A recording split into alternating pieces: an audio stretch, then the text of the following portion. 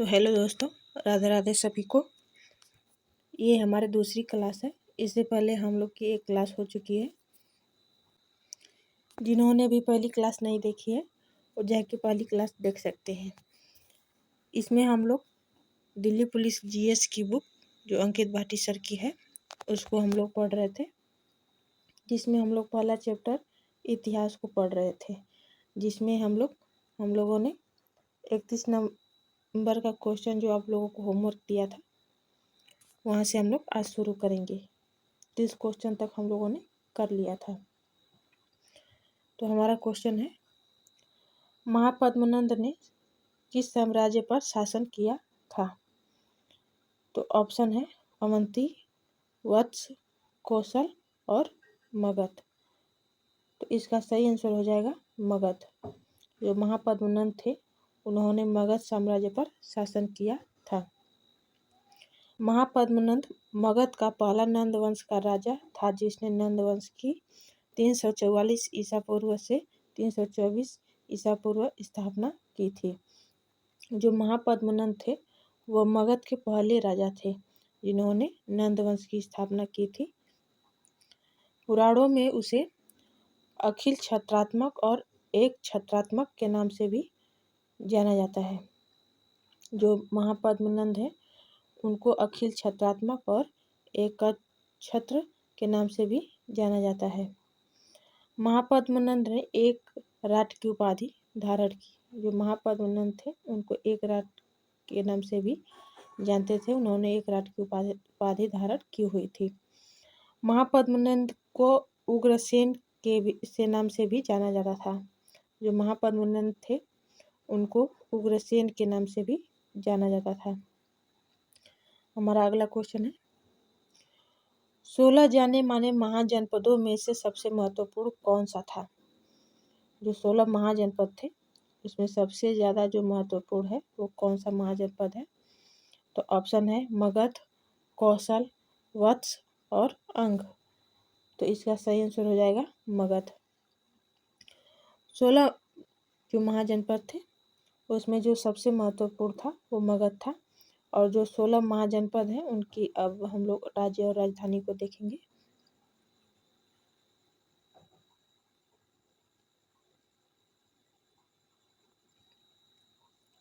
तो पहला है काशी, जिसकी राजधानी है वाराणसी। कौशल की राजधानी श्रावस्ती। अंग की राजधानी चंपा। मगध की राजधानी राजगृह और गिरिब्रज। कुरु की राजधानी इंद्रप्रस्थ।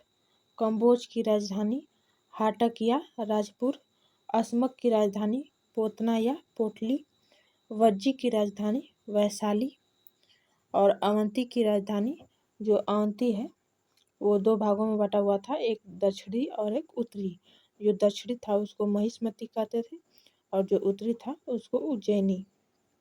तो अवंती की दो राजधानियाँ हो जाएंगी, एक दक्षिण वाले को महिष्मती और उत्तर वाले जो है वो उसको उज्जैनी। गांधार की राजधानी तक्षशिला। सूरसेन की राजधानी मथुरा। मत्स्य की राजधानी विराटनगर। और अगला है पंचाल की राजधानी उत्तरी पंचाल को अहिछत्र कहते हैं और दक्षिणी पांचाल जो है उसको कंपिल्य कहते हैं। और मल्ल की राजधानी कुशीनगर तथा पावा।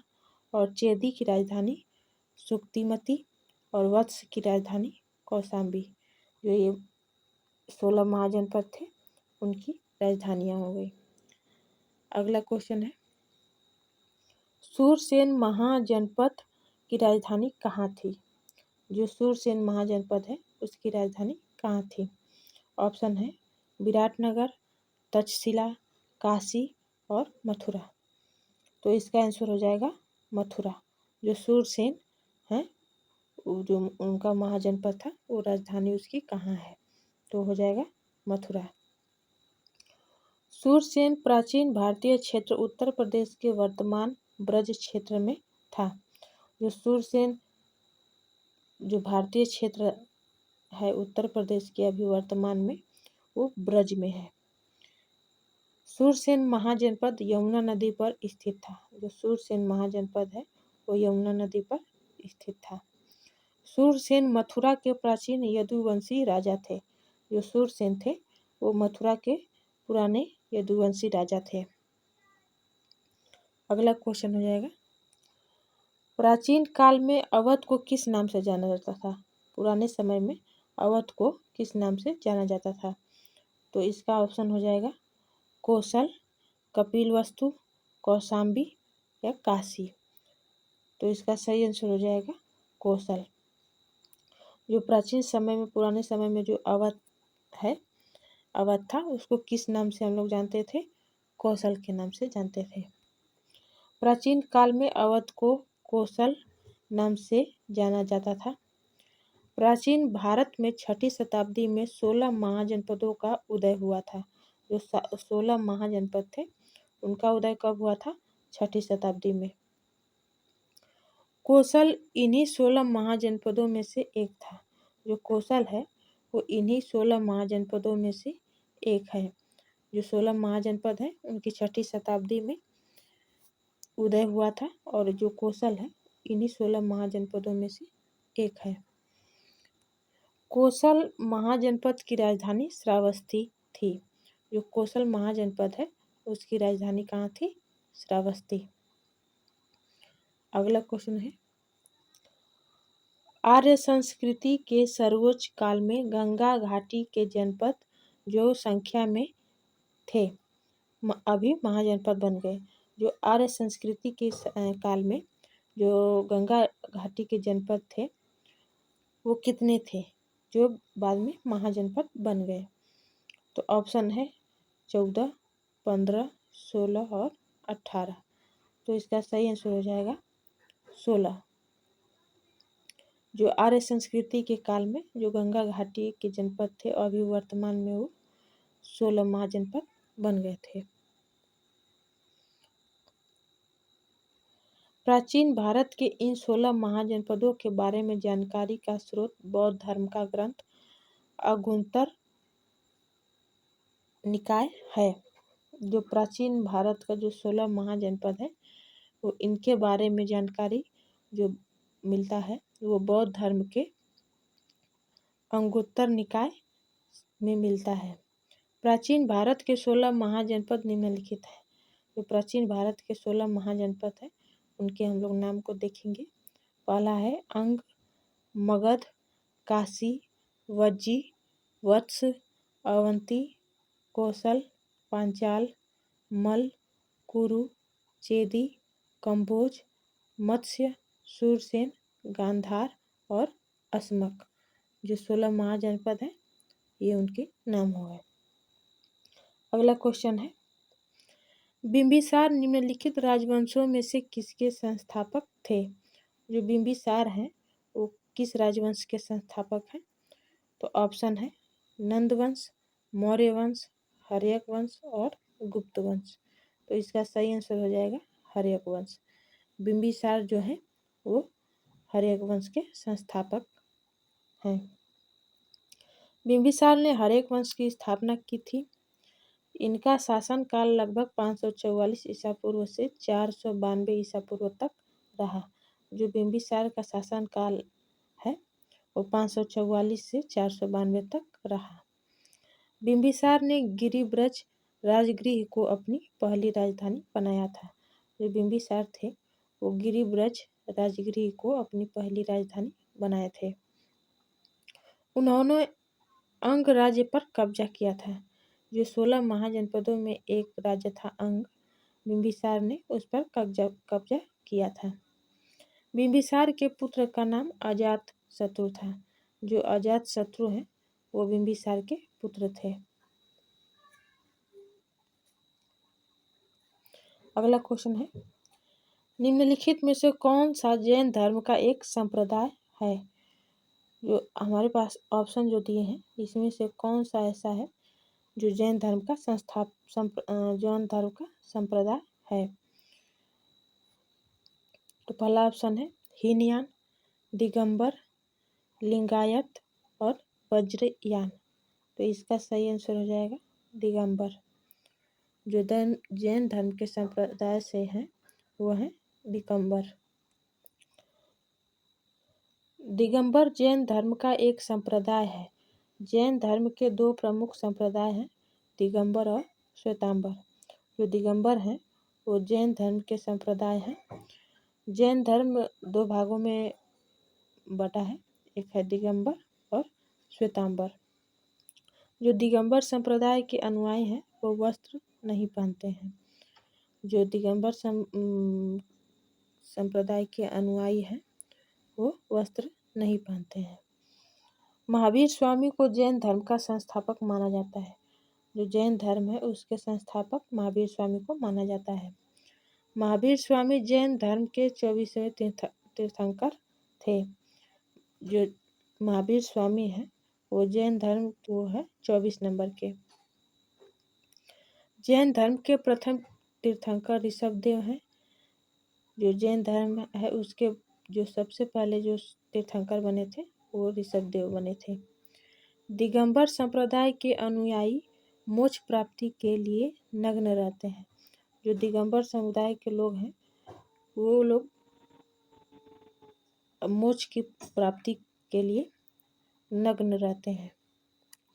वो लोग वस्त्र नहीं पहनते हैं। अगला क्वेश्चन है, निम्नलिखित धर्मों में से किस धर्म से दिलवाड़ा मंदिर संबंधित है? तो इसका ऑप्शन है ईसाई धर्म, बुद्ध धर्म, जैन धर्म, हिंदू धर्म। तो इसका आंसर हो जाएगा जैन धर्म। जैन धर्म जो है वो दिलवाड़ा के मंदिर से संबंधित है। दिलवाड़ा का जैन मंदिर है जो कि राजस्थान में है। वो दिलवाड़ा का मंदिर जो कि राजस्थान में है वो जैन धर्म के लिए प्रसिद्ध है। दिलवाड़ा मंदिर राजस्थान राज्य के सिरोही जनपद के माउंट आबू पर स्थित है। जो दिलवाड़ा मंदिर है वो राजस्थान के सिरोही जिले के माउंट आबू पर स्थित है।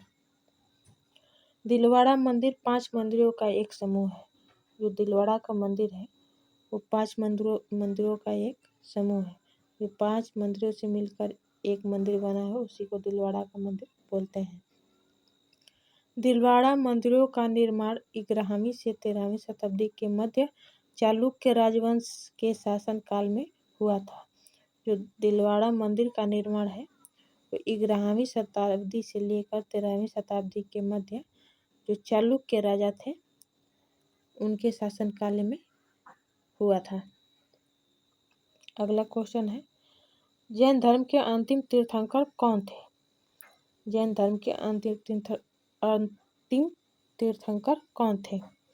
तो इसका ऑप्शन है महावीर स्वामी, अनंतनाथ, पार्श्वनाथ और ऋषभदेव।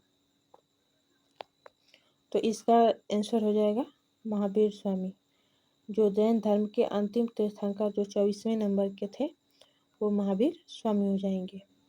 जो पहले हैं वो है ऋषभदेव जो जैन धर्म के प्रथम तीर्थंकर हैं, और जो अनंतनाथ है वो जैन धर्म के 14वें तीर्थंकर थे, और जो तीसरे हैं वो पार्श्वनाथ जैन धर्म के 23वें तीर्थंकर थे। ऋषभदेव जैन धर्म के प्रथम तीर्थंकर थे जैन, और जो अनंतनाथ है वो 14वें तीर्थंकर थे, और जो पार्श्वनाथ है वो 23वें तीर्थंकर थे, और जो महावीर स्वामी है वो 24वें तीर्थंकर थे। अगला क्वेश्चन है, 6वीं शताब्दी ईसा पूर्व के प्रारंभ में भगवान महावीर का जन्म निम्नलिखित में से किस स्थल पर हुआ? तो इसका ऑप्शन है मगध, पाटलिपुत्र, वैशाली और सारनाथ। इसका सही आंसर हो जाएगा वैशाली। वैशाली में जो भगवान महावीर हैं उनका जन्म हुआ था 6वीं शताब्दी में। भगवान महावीर का जन्म 540 ईसा पूर्व में कुंड ग्राम वैशाली नामक स्थल पर हुआ था। जो भगवान महावीर हैं इनका जन्म जो है वो कुंड ग्राम वैशाली नामक जगह पर हुआ था। महावीर स्वामी की मृत्यु 468 ईसा पूर्व में पावापुरी बिहार नामक स्थल में हुई। जो महावीर स्वामी की जो मृत्यु हुई थी वो पावापुरी बिहार में हुई थी। अगला क्वेश्चन है, पहली जैन परिषद कहाँ आयोजित की गई थी? जो पहली जैन परिषद है वो कहाँ आयोजित की गई थी? तो ऑप्शन है कुशीनगर, पाटलिपुत्र, मदुरै, वल्लभी। तो इसका सही आंसर हो जाएगा पाटलिपुत्र। पहला जैन परिषद जो आयोजन हुआ था वो चंद्रगुप्त के शासनकाल में तथा स्थूलभद्र की अध्यक्षता में हुआ था। जो पहला जैन परिषद का आयोजन हुआ था वो चंद्रगुप्त मौर्य के शासनकाल में और स्थूलभद्र की अध्यक्षता में पाटलिपुत्र में हुआ था। दूसरी जैन परिषद वल्लभी में आयोजित की गई थी। दूसरी जैन परिषद का आयोजन देववर्धि क्षमा श्रमण की अध्यक्षता में हुआ था। जो दूसरा जैन परिषद आयोजन किया गया था वो वल्लभी में किया गया था और जिसके अध्यक्ष थे वो देववर्धि क्षमा श्रमण थे। अगला क्वेश्चन हो जाएगा, दिगंबर और श्वेतांबर पद का संबंध किस धर्म से है? जो दिगंबर हैं और जो श्वेतांबर हैं वो किस धर्म से जुड़े हुए हैं? तो ऑप्शन है बौद्ध धर्म, जैन धर्म, ईसाई धर्म और इस्लाम धर्म। तो इसका सही आंसर हो जाएगा जैन धर्म। जो दिगंबर और श्वेतांबर हैं वो जैन धर्म से जुड़े हुए हैं। जैन धर्म को श्वेतांबर और दिगंबर दो समुदाय में बांटा गया है। जो श्वेतांबर समुदाय के लोग हैं वो श्वेत वस्त्र पहनते हैं और जो दिगंबर समुदाय के लोग हैं वो लोग नग्न अवस्था में रहते हैं मोक्ष की प्राप्ति के लिए। जैन धर्म में स्थूलभद्र के शिष्य श्वेतांबर और जो भद्रबाहु के शिष्य वो दिगंबर कहे गए।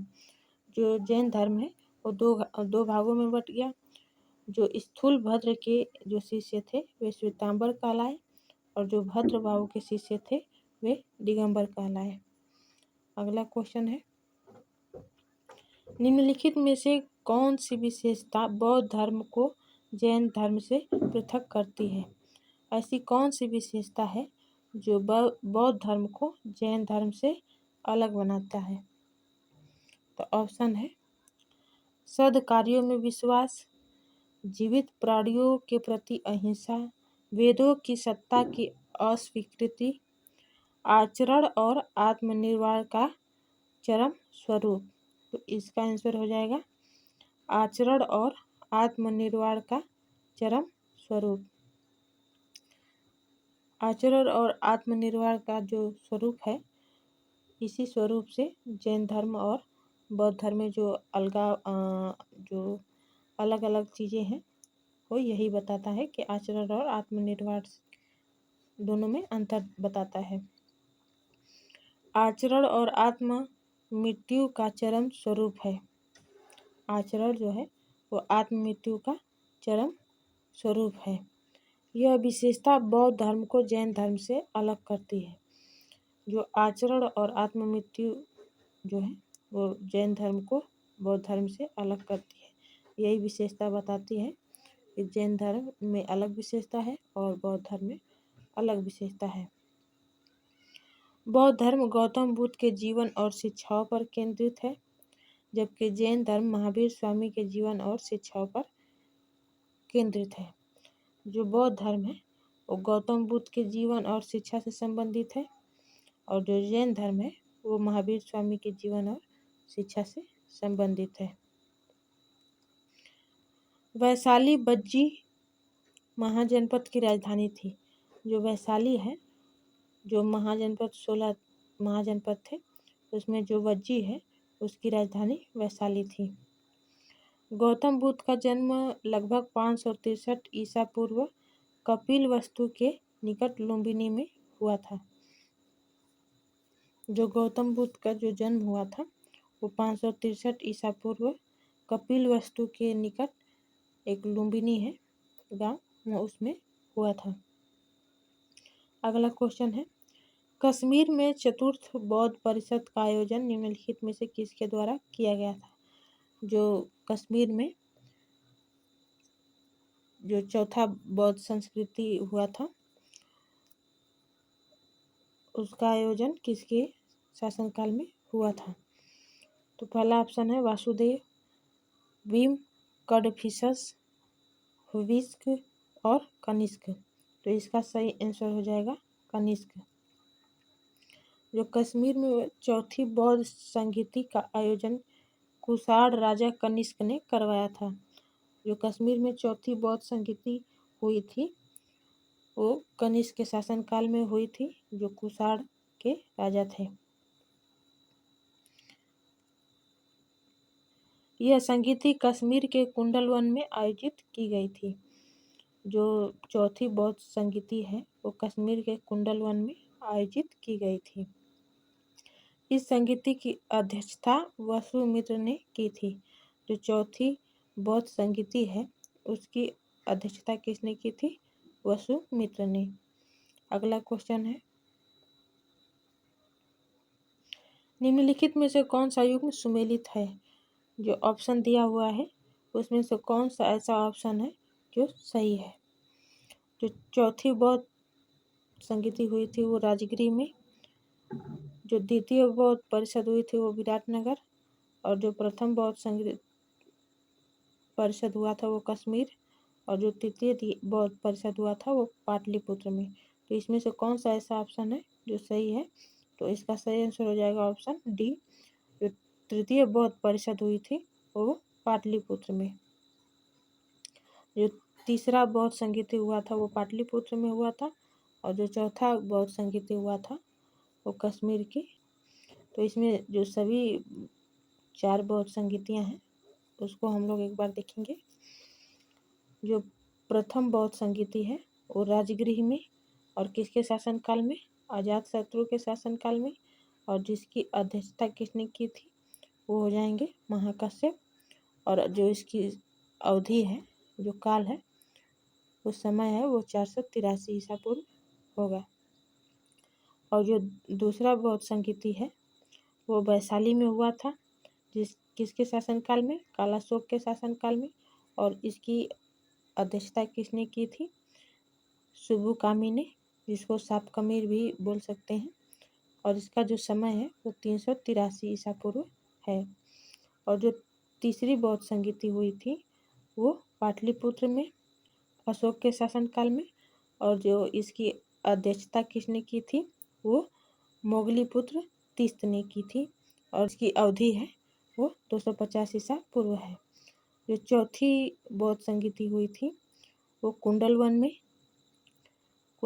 कश्मीर में, और किसके शासनकाल में? कनिष्क के शासनकाल में, और जो इसकी अध्यक्षता किसने की थी वो वसुमित्र थे, और जो इसका समय हो जाएगा वो लगभग ईसा पूर्व की प्रथम शताब्दी में। जो प्रथम पहला शताब्दी जो है वो उसमें चौथी बौद्ध संगीति हुई थी। तो इसका अगला क्वेश्चन है, अष्टांगिक मार्ग 8 प्रकार के पथ का तत्व ज्ञान निम्नलिखित में से किसके द्वारा प्रतिपादित किया गया था? जो अष्टांगिक मार्ग जो जिसमें 8 मार्गों के बारे में बताया गया है वो किसके द्वारा प्रतिपादित किया गया था? तो पहला ऑप्शन है इसमें शंकराचार्य, दूसरा है गौतम बुद्ध, तीसरा है रामानुज, चौथा है महावीर स्वामी। तो इसका सही आंसर हो जाएगा गौतम बुद्ध। गौतम बुद्ध के द्वारा ही अष्टांगिक मार्ग जो 8 मार्ग है उनको गौतम बुद्ध के द्वारा ही बताया गया था। गौतम बुद्ध ने एक मध्य मार्ग अष्टांगिक मार्ग का परिचय दिया। 4 आर्य सत्य अष्टांगिक मार्ग शब्द का अर्थ महानता है तथा आमतौर पर यह 8 गुना आर्य पथ के फल स्वरूप प्रतिपादित किया जाता है। जो 4 आर्य सत्य है वो अष्टांगिक मार्ग जो शब्द है उसमें बताया गया है। अगला क्वेश्चन है, धर्मचक्र प्रवर्तन नामक बौद्ध आयोजन निम्नलिखित में से किस स्थान पर किया गया? जो धर्मचक्र प्रवर्तन है उसको वो किस स्थान पे है? जिसको धर्मचक्र प्रवर्तन को जो है इसको हम लोग एक तरह से ये भी बोल सकते हैं कि जो जो गौतम बुद्ध थे उन्होंने अपनी पहली शिक्षा कहाँ दी थी? वो सारनाथ में दी थी। और जो उन्होंने अपनी पहली शिक्षा दी थी उसी को हम लोग धर्मचक्र प्रवर्तन भी बोलते हैं। तो इसका सही आंसर हो जाएगा सारनाथ। बौद्ध धर्म में सारनाथ एक पवित्र स्थान है। बौद्ध धर्म के लोग जो हैं वो सारनाथ को एक पवित्र स्थान मानते हैं।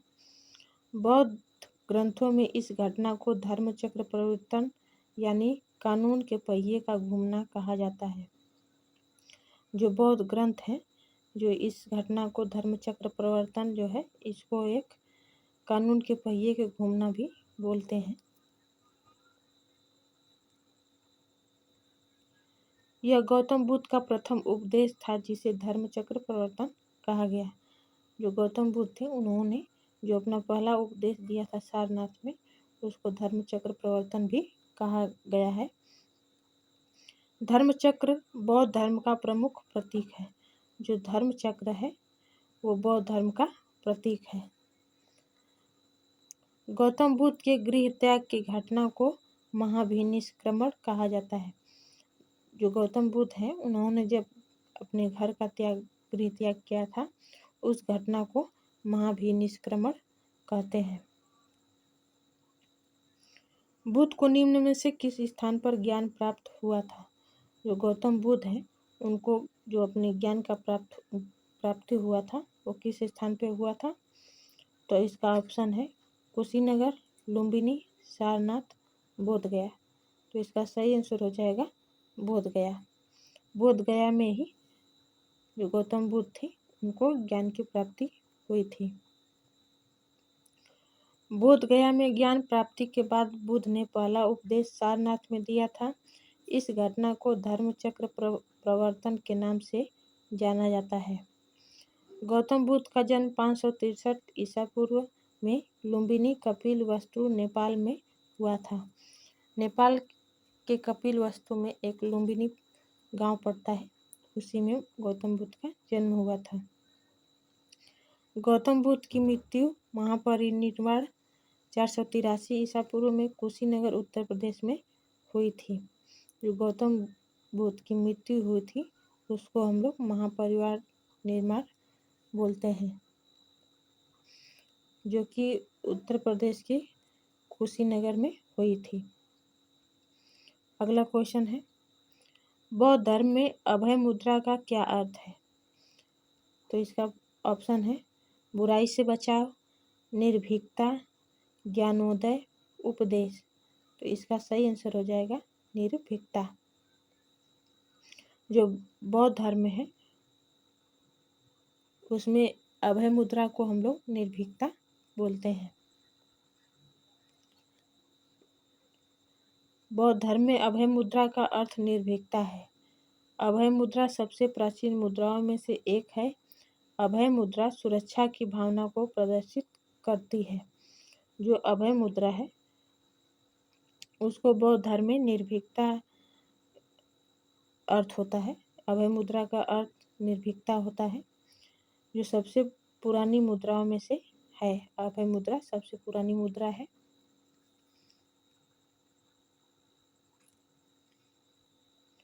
अभय मुद्रा सुरक्षा की भावना को प्रदर्शित करता है। अभय मुद्रा में दाहिने हस्त को ऊपर की ओर करके हथेली बाहर की ओर इंगित की जाती है। जो अभय मुद्रा है इसमें हम लोग राइट हस्त में हाथ जो अपना राइट हैंड है उसको ऊपर करके हथेली को बाहर की ओर इंगित करना मतलब बाहर की ओर दिखाते हैं। अगला क्वेश्चन है विनय और शुद्ध पिटक इनमें से किसकी शिक्षाओं का संकलन है? जो विनय पिटक और शुद्ध पिटक है वो किसकी शिक्षाओं का संकलन है? तो ऑप्शन है गौतम बुद्ध, ऋषभदेव, महावीर जैन, गुरु गोविंद सिंह। तो इसका सही आंसर हो जाएगा गौतम बुद्ध। जो विनय पिटक और शुद्ध पिटक है वो गौतम बुद्ध की शिक्षाओं का संकलन है। विनय और शुद्ध पिटक गौतम बुद्ध की शिक्षाओं का संकलन है। त्रिपिटक बौद्ध धर्म का पवित्र ग्रंथ है। इसके 3 भाग हैं। जो त्रिपिटक है वो बौद्ध धर्म का एक पवित्र ग्रंथ माना जाता है और इसको 3 भागों में विभाजित किया गया है। जो पहला भाग है वो है सुत्त पिटक। इसमें बौद्ध धर्म के सिद्धांतों का उल्लेख वर्णित है। सुत्त पिटक में जो बौद्ध धर्म के सिद्धांत हैं उसके बारे में बताया गया है। और जो विनय पिटक है इसमें बौद्ध मठों में रहने वाले भिक्षु भिक्षुणियों हेतु अनुशासन संबंधित नियम वर्णित हैं। दूसरा जो विनय पिटक है इसमें जो बौद्ध मठों में रहने वाले जो भिक्षु हैं भिक्षुणियाँ हैं उनके अनुशासन से जो अनुशासन संबंधी जो भी नियम है वो विनय पिटक में बताया गया है। और जो तीसरा है वो है अभिधम्म पिटक। जो अभिधम्म पिटक है इसमें जो बौद्ध मत है जो कि दार्शनिक व्याख्या महात्मा बुद्ध के उपदेशों तथा सिद्धांतों से संबंधित नियम वर्णित हैं। जो महात्मा बुद्ध थे उनके उपदेश और उनके नियम जो भी हैं वो अभिधम्म पिटक में है। अगला क्वेश्चन है निम्नलिखित में से कौन बुद्ध के सिद्धांतों से संबंधित है? तो ऑप्शन है विनय पिटक, अभिधम्म पिटक, सुत्त पिटक और दिव्यदान। तो इसका सही आंसर हो जाएगा अभिधम्म पिटक। अभिधम्म पिटक में जो गौतम बुद्ध के सिद्धांतों हैं के बारे में अभिधम्म पिटक में बताया गया है। गौतम बुद्ध के सभी सिद्धांतों को अभिधम्म पिटक में बताया गया है। अभिधम्म पिटक बुद्ध के सिद्धांतों से संबंधित है। अभिधम्म पिटक बुद्ध के त्रिपिटक में से एक है।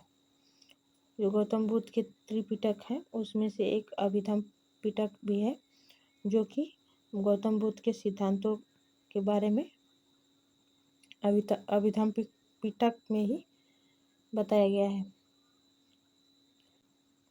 अभिधम्म पिटक बुद्ध के सिद्धांतों का एक व्यापक रूपी विद्वतापूर्ण सारांश व विश्लेषण है। यह थेरवाद बौद्ध धर्म का अभिन्न अंग है। अगला क्वेश्चन है बुद्ध का वास्तविक नाम क्या था? जो गौतम बुद्ध है उनका वास्तविक नाम क्या था? तो ऑप्शन है सिद्धार्थ, चन्ना, शुद्धोधन और कंतक। तो इसका जो सही आंसर हो जाएगा वो है सिद्धार्थ। सिद्धार्थ जो है वो गौतम बुद्ध का वास्तविक नाम है।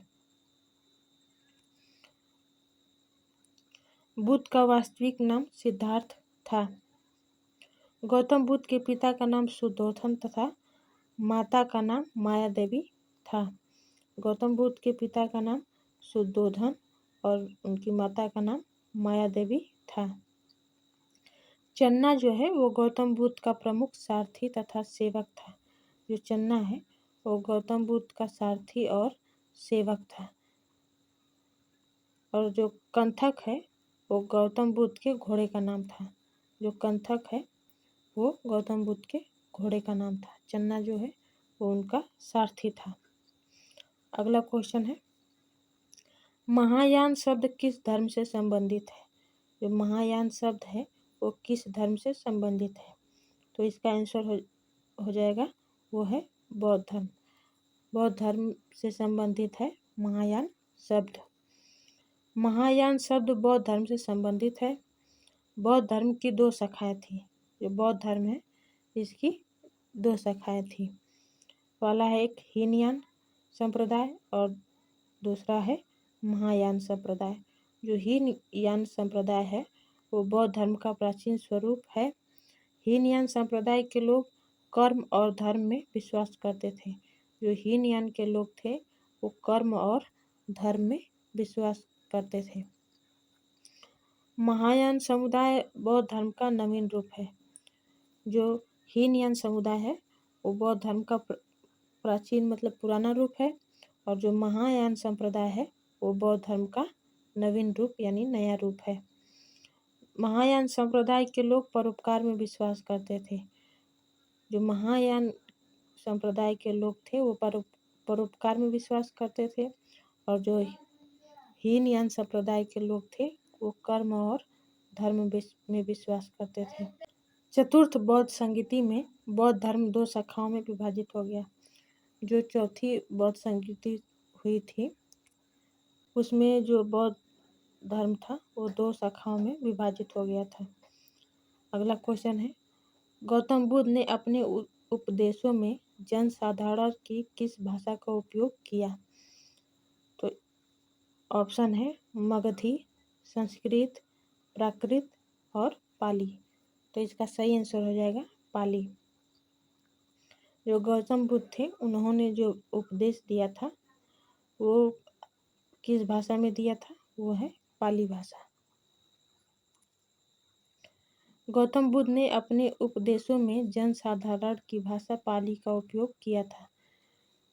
जो गौतम बुद्ध ने अपना उपदेश दिया था उसमें किस भाषा का उपयोग किया था? वो था पाली भाषा। पाली प्राचीन भारत की एक भाषा है। जो पाली है वो प्राचीन भारत की एक भाषा है। अगला क्वेश्चन है, त्रिपिटक पवित्र ग्रंथ कौन से धर्म से संबंधित है? जो त्रिपिटक धर्म ग्रंथ है वो किस धर्म से संबंधित है? तो इसका ऑप्शन है हिंदू धर्म, पारसी धर्म, जैन धर्म और बौद्ध धर्म। तो इसका सही आंसर हो जाएगा बौद्ध धर्म। जो त्रिपिटक जो ग्रंथ है वो बौद्ध धर्म से संबंधित है। त्रिपिटक पवित्र धर्म ग्रंथ बौद्ध धर्म से संबंधित है। त्रिपिटक की भाषा पाली है। जो त्रिपिटक ग्रंथ है वो किस भाषा में है? वो पाली भाषा में है। अगला क्वेश्चन है, उस बौद्ध ग्रंथ का नाम बताएं जिनमें भिक्षुओं के लिए नियमों का उल्लेख वर्णित है। उस ग्रंथ का नाम बताइए जिसमें भिक्षुओं के जो नियम है उसके बारे में बताया गया था। तो ऑप्शन है त्रिपिटक, विनय पिटक, अभिधम पिटक और सुत्त पिटक। तो इसका सही आंसर हो जाएगा विनय पिटक। विनय पिटक जो धर्म ग्रंथ है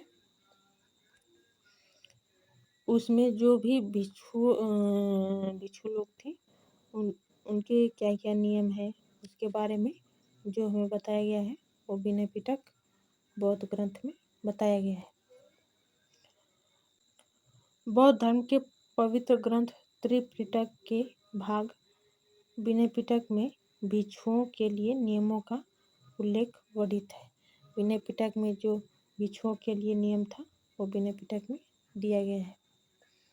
अगला क्वेश्चन है, बोधिसत्व की अवधारणा इनमें से किससे संबंधित है? तो ऑप्शन है जैन धर्म, हीनयान बौद्ध धर्म, सिख धर्म, महायान बौद्ध धर्म। तो इसका सही आंसर हो जाएगा महायान बौद्ध धर्म। जो बोधिसत्व की अवधारणा जो मिली है वो है महायान बौद्ध धर्म में। बोधिसत्व की अवधारणा महायान बौद्ध धर्म से संबंधित है। बोधिसत्व में आशय है 10 पारमिताओं का पूर्ण रूप से पालन करने वाला। जो 10 पारमिताओं जो भी पारमिता हैं उसका पूर्ण रूप से पालन करने वाला है उसको बोधिसत्व कहा जाता है। हीनयान तथा महायान बौद्ध धर्म की 2 शाखाएं थी। अगला क्वेश्चन है, निम्नलिखित में से अनुसरण किए जाने वाले धर्म एवं पवित्र पुस्तिका की कौन सी जोड़ी असंगत है? जो ऑप्शन दिए हुए हैं इसमें से कौन सी ऑप्शन जो है वो गलत है? तो पहला ऑप्शन है इस्लाम, कुरान, सिख धर्म, गुरु ग्रंथ साहिब, जैन धर्म, उपनिषद, ईसाई धर्म, बाइबिल। तो इसका सही आंसर हो जाएगा जैन धर्म उपनिषद, जो कि गलत है। इसमें इस क्वेश्चन में हम लोग से गलत ही पूछा हुआ है। तो इसका सही आंसर हो जाएगा जैन धर्म।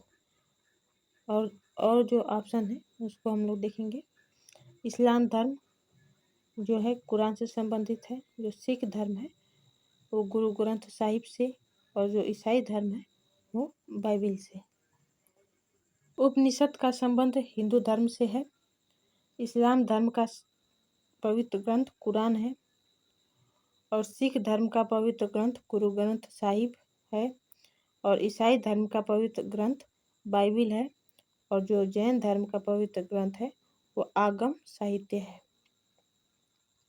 और उपनिषद जो है वो हिंदू धर्म से संबंधित है। अगला क्वेश्चन है, गौतम बुद्ध का पुत्र निम्नलिखित में से कौन सा था? जो गौतम बुद्ध के पुत्र थे कौन थे, उनका क्या नाम था? तो पहला ऑप्शन है उपगुप्त, उपाली, राहुल और आनंदा। तो इसका सही आंसर हो जाएगा राहुल। राहुल जो है गौतम बुद्ध के जो पुत्र थे उनका नाम है। गौतम बुद्ध के पुत्र का नाम राहुल था। उपाली ये गौतम बुद्ध के शिष्य थे। जो उपाली हैं वो गौतम बुद्ध के शिष्य थे और आनंद जो है ये गौतम बुद्ध के चचेरे भाई तथा उनके शिष्य थे। जो आनंद है वो गौतम बुद्ध के चचेरे भाई भी थे और उनके शिष्य भी थे। उपगुप्त ये सम्राट अशोक के गुरु थे। जो उपगुप्त हैं वो सम्राट अशोक के गुरु थे।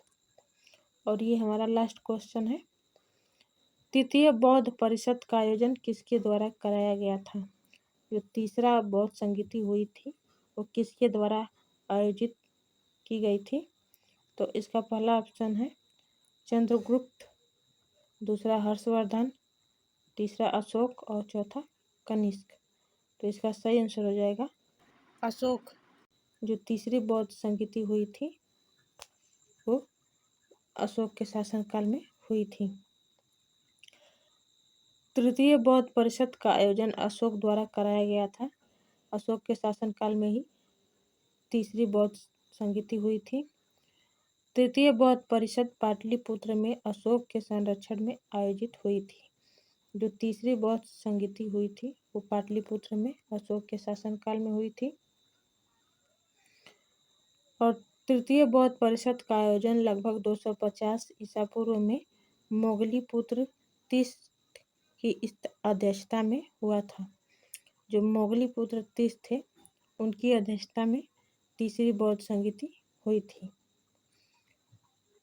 और ये जो क्वेश्चन है ये आप लोग का होमवर्क क्वेश्चन है।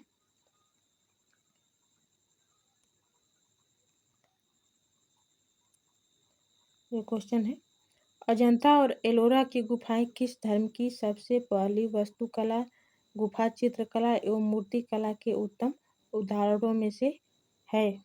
तो इसके ऑप्शन है बुद्ध धर्म, हिंदू धर्म, जैन धर्म और राजपूत। जो अजंता और एलोरा की गुफाएं वो किस धर्म से संबंधित हैं ये आप लोगों को बताना है।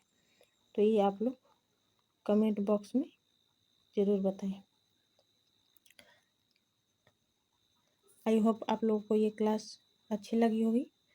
अगर आप लोगों को ये क्लास पसंद आई हो तो इसको लाइक भी कर दीजिए और शेयर सब्सक्राइब भी कर दीजिएगा। तो सभी को राधे राधे, थैंक यू।